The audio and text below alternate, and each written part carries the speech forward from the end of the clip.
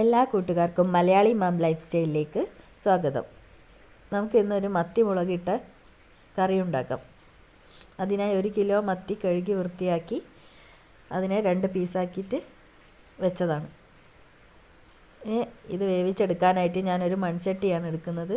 മൺചട്ടി അടുപ്പിലേക്ക് വെച്ചു. മൺചട്ടി ഒന്ന് ചൂടായി വന്നതിന് ശേഷം അതിലേക്ക് ഒരു 3 ടേബിൾ സ്പൂൺ വെളിച്ചെണ്ണയാണ് ഒഴിക്കുന്നത്.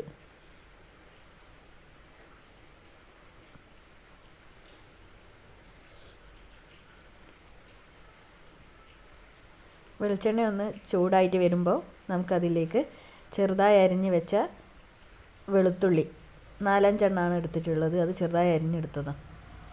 അതും ചേർക്കാം. 1 ഇഞ്ച് വലുപ്പത്തിലുള്ള ഇഞ്ചി ചെറുതായി അരിഞ്ഞത് അതും ചേർക്കാം. എന്നിട്ട് നന്നായിട്ട് മൂത്ത് വരുന്നവരെ വഴറ്റിയെടുക്കാം.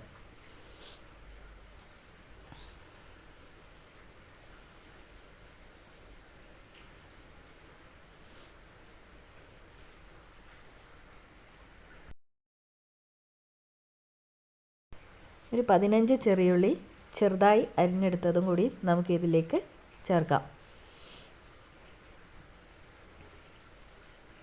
പിന്നെ 2 പച്ചമുളക് നെടുകെ കീറിയതും അതും ചേർത്ത് നമുക്കിത് വഴറ്റിയെടുക്കാം.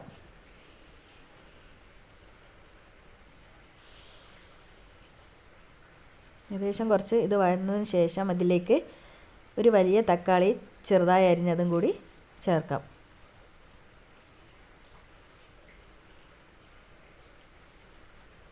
ഒന്ന് മിക്സ് ചെയ്ത് കൊടുക്കാം. ഈ കറി എല്ലാവരും ഒന്ന് ഉണ്ടാക്കാൻ ശ്രമിക്കണം കേട്ടോ. നല്ല ടേസ്റ്റാണ്. നമുക്ക് കപ്പയുടെ കൂടെയും ചോറിൻ്റെ കൂടെയൊക്കെ കഴിക്കാം. ചപ്പാത്തി, വെള്ളപ്പം ഇതിൻ്റെയൊക്കെ കൂടെ കഴിക്കാം. ഇതിലേക്ക് കുറച്ച് ഉള്ളി വാടാനായിട്ട് ഒരല്പം ഉപ്പും കൂടി ചേർത്തു. ഒരല്പം മഞ്ഞൾപ്പൊടിയും ചേർത്ത് നമുക്ക് ഇത് വഴറ്റിയെടുക്കാം.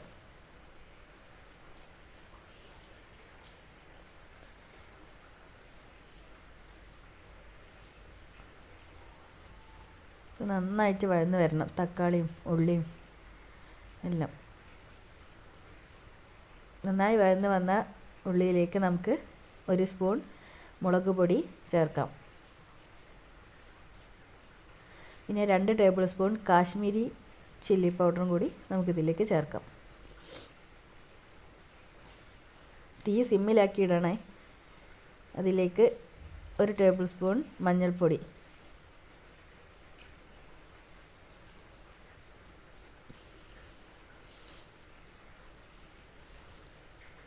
ചേർത്ത് നമുക്ക് നന്നായിട്ട് ഇതൊന്ന് ഉള്ളിയിലേക്കൊക്കെ ഒന്ന് മസാല പിടിപ്പിക്കാനായിട്ട് ഇളക്കി യോജിപ്പിക്കാം.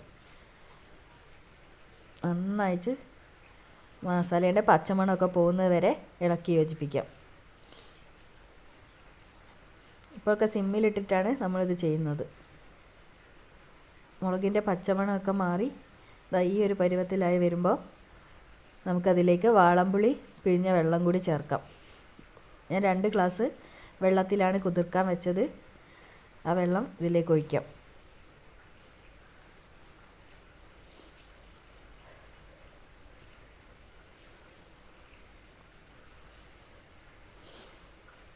എന്നിട്ട് നന്നായിട്ട് ഇളക്കി കൊടുക്കാം. ഇതിലേക്ക് ആവശ്യമായിട്ട് കുറച്ച് ഉപ്പ് കൂടി ഇട്ടിട്ടുണ്ട്. 1 സ്പൂൺ.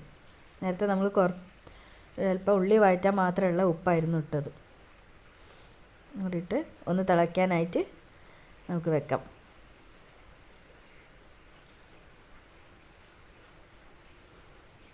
ഇപ്പോൾ പുളിവെള്ളം എല്ലാം നന്നായിട്ട് തിളച്ച് വന്നിട്ടുണ്ട്.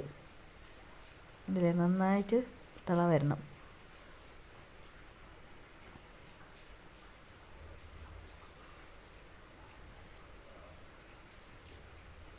നന്നായി തിളച്ച് നന്നായിട്ട് മറിഞ്ഞ് വരണം.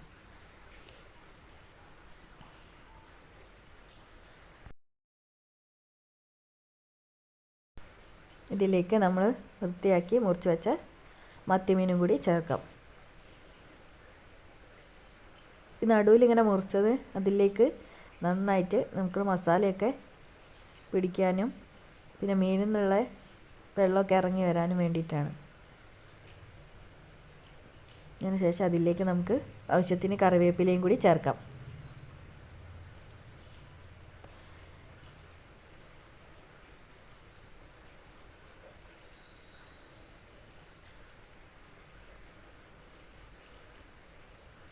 ഒരു 6 മിനിറ്റ് തിളച്ചാൽ മതി. മത്തി ഇപ്പോൾ വെന്തിട്ടുണ്ടാവും.